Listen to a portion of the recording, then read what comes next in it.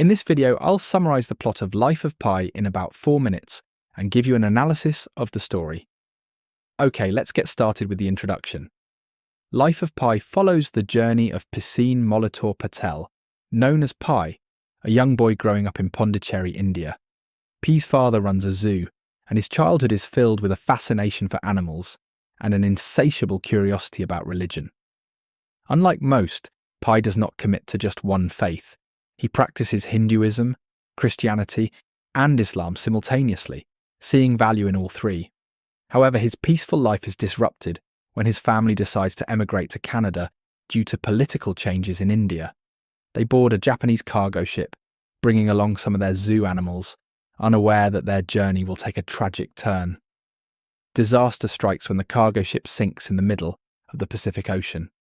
Pi finds himself stranded on a lifeboat, but he is not alone.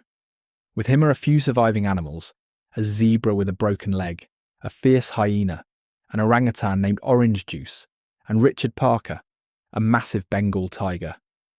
Chaos ensues as the laws of nature take over.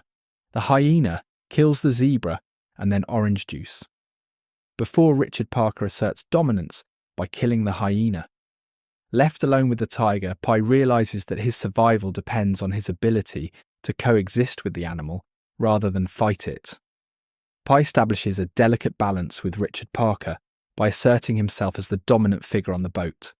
He uses his knowledge of animal behavior to train the tiger, feeding him fish and fresh water to ensure he does not see Pi as prey. Over time, they develop an uneasy companionship. Their survival is marked by challenges: harsh weather, dwindling supplies, and extreme hunger.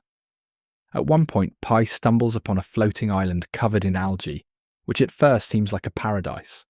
However, he soon discovers it is carnivorous, forcing them to flee back into the ocean.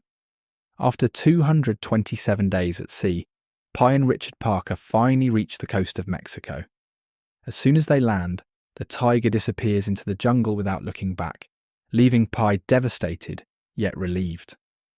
Rescued by locals, Pi is later questioned by officials from the shipping company who struggle to believe his story.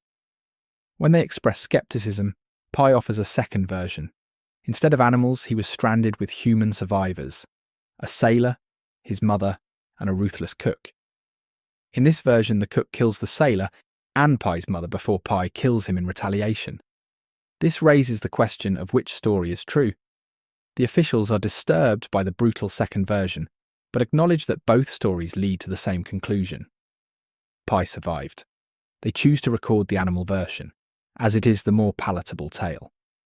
Pi never confirms which version is true, leaving the reader to decide whether his story is one of literal survival or a metaphor for human nature and resilience. His journey ends with him starting a new life in Canada, forever changed by his experience. A major theme in Life of Pi is the idea that storytelling shapes our perception of reality.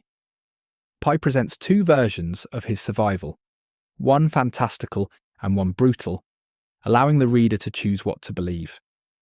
The novel suggests that humans prefer stories that provide meaning, comfort, or hope, rather than harsh realities.